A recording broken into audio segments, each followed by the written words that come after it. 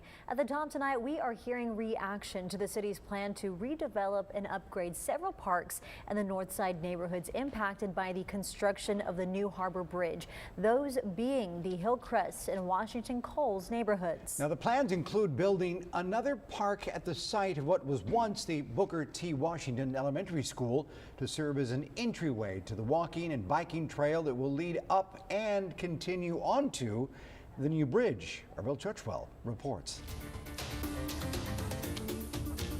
Those I spoke with grew up on the north side, want to make sure the history of the neighborhoods are preserved and that they are able to give their input as the revitalization of this area begins.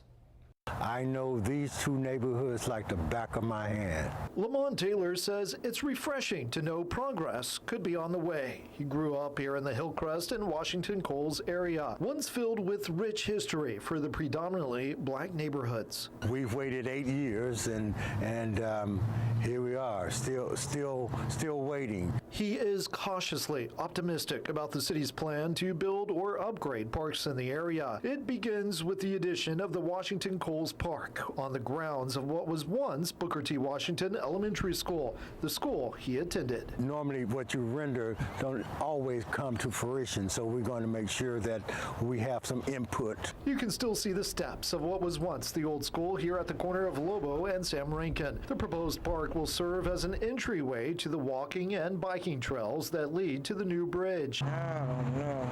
This is the first time Tina Butler is seeing the renderings. No, we see the nice amphitheaters and things like that are going up, but if you have no residents here, who are these parks for? You know, that's the main question. You're beautifying a certain area. When we were living here, we couldn't get that type of stuff done.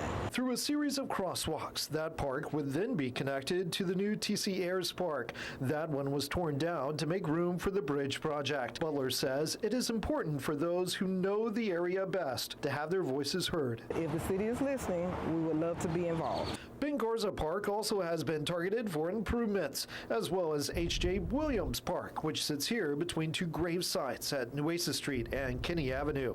It's important for Henry Williams, the park named after his father. It looks like a good beginning to me. He also wants to make sure the history of this area is preserved going forward. To continue the building work of this neighborhood, because it's a great part of our city.